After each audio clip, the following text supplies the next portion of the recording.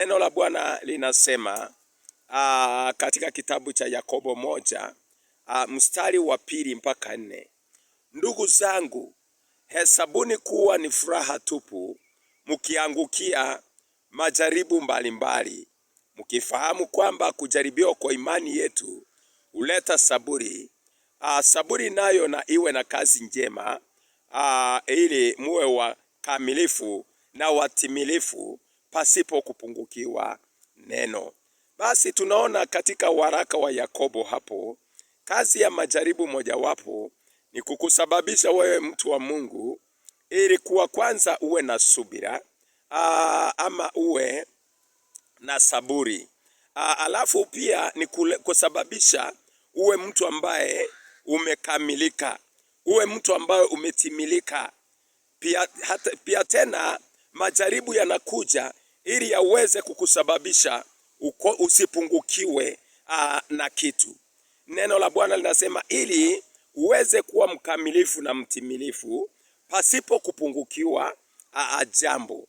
Kwa hivyo majaribu wakati mwingine yanapokuja, japokuwa yanachoma kama moto, japokuwa hatuombi ya kwamba mtu aingie kwa majaribu, lakini unapojipata kwamba uko kwa jaribu ambalo unapitia, mwana wa Mungu, elewa kwamba yawezekana kuna jambo Mungu ameona umepungukiwa katika hiyo hali ama katika eneo husika.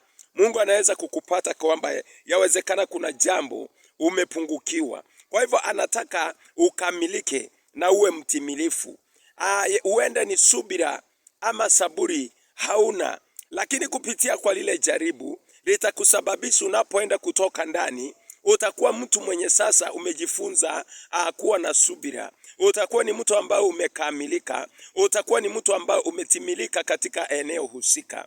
Ukisoma kitabu cha Wakorinto wa kwanza 10:13, neno la Bwana linasema, jaribu halikuwapata ninyi lisilokuwa kawaida kwa wanadamu. Usikiliza vile hilo neno linasema, jaribu halikuwapata ninyi lisilokuwa kawaida kwa wanadamu, ila Mungu ni mwaminifu, asiyewaachilia mjaribiwe kupita muwezavyo, lakini pamoja na lile jaribu atatengeneza na mlango wa kutokea ili muweze kustahimili.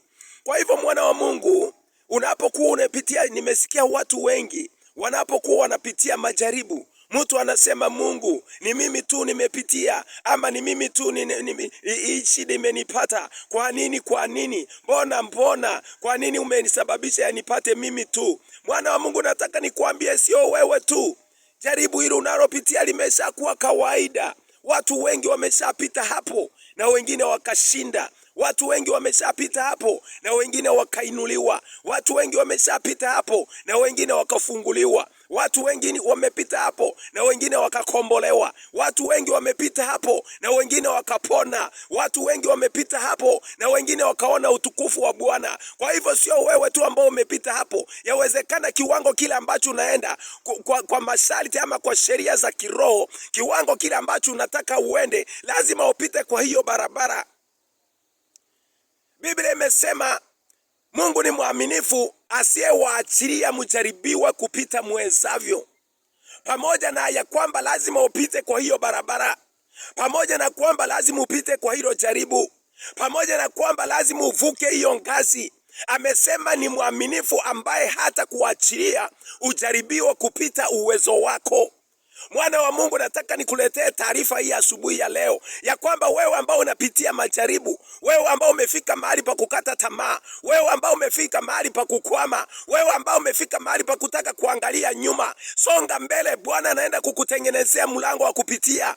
Bwana anaenda kutengeneza njia ya kupitia. Amesema ya kwamba atakutengenezea mlango wa kupitia ili uweze kustahimili. Kwa hiyo ndoa yako atatengeneza mlango wa kupitia ili uweze kustahimili. Kwa hiyo biashara yako atatengeneza na mlango wa kupitia ili uweze kustahimili. Kwa hiyo uchumi wako atatengeneza mlango wa kupitia ili uweze kustahimili. Kwa hayo maombi ambao umeomba siku nyingi na majibu hayajatokea, imefanyika kama jaribu, Bwana anaenda kutengeneza mlango wa kutokea ili uweze kustahimili jambo ambalo nimekuletea asubuhi ya leo. Mwana wa Mungu, endelea mbele, usiangalie nyuma, usikate tamaa. Hilo jaribu limekupata ni kwa sababu ya Mungu kukuinua, ni kwa sababu ya wema. Anaenda kutenda jambo jema kupitia hiyo hali, anaenda kutenda jambo jema kupitia hilo jaribu, anaenda kukupeleka kiwango kingine. Majaribu unaopitia hayawezi linganishwa hata na utukufu ambao unakusubiri huko mbele. Unachopaswa kufanya ni kukosa kunungunika. Usinungunike. Mwana wa Mungu, unapopitia jaribu, hebu keti chini, muulize Mungu, yawezekana hili jaribu limekuja ni kwa sababu Mungu akuinue, ni kwa sababu Mungu akutukuze, ni kwa sababu Mungu akuponye, ni kwa sababu Mungu akupeleke hatua nyingine. Biblia inasema katika Wakorintho wa kwanza 10:10, wala msimunungunikie Mungu kama wengine wavyo walivyonungunika wakaharibiwa na Mwarabu. Kwa hivyo mwana wa Mungu, kumbe kunungunika kunaweza sababisha lile jaribu likupige. Kunungunika kunaweza sababisha uanguke. Kunungunika kunaweza sababisha Mungu asijibu maombi yako. Neno limesema msimunungunikie Bwana mnapojaribiwa. Unapopita katika majaribu, muombe Mungu atengeneze mlango wa kutokea. Amesema ni mwaminifu, atatengeneza na mlango wa kutokea ili uweze kustahimili. Lengo la Mungu ni kwamba ustahimili katika hayo majaribu. Lengo la Mungu ni kwamba ushinde majaribu. Mwana wa Mungu, acha kukata tamaa. Ukisoma neno la Bwana katika Ayubu 23 mstari wa 8 mpaka 10, neno linasema, tazama naenda mbele wala hayupo, narudi nyuma siwezi kumuona, na mkono wake wa kushoto afanyapo kazi wala siwezi kumuona. Yeye hujificha katika mkono wa kuume ili nisimuone. Mstari wa 10 nasema, lakini yeye anaijua njia niendayo, akisha kunijaribu nitatoka ndani kama dhahabu. Mwana wa Mungu, utatoka ukiwaka kama dhahabu. Hayo majaribu unayopitia yanakutengeneza uwe chombo bora, yanatengeneza biashara yako iwe bora, yanatengeneza maisha yako yawe bora, yanatengeneza kesho yako iwe bora. Usikate tamaa, mwana wa Mungu. Ukisoma Yakobo 1:12, neno la Bwana linasema, heri mtu yule astahimilie majaribu, maana akisha kujaribiwa ataipokea taji. Mwana wa Mungu, taji haikuji hivi hivi. Taji haikuji hivi hivi. Taji inapokuja kuna kazi imefanywa, kuna gharama imefanywa, kuna taji inakusubiri wewe ambaye uko kwa hilo jaribu. Nimekuletea taarifa hii, mwana wa Mungu, usiangalie nyuma. Kuna mambo makubwa Mungu amekuwekea mbele.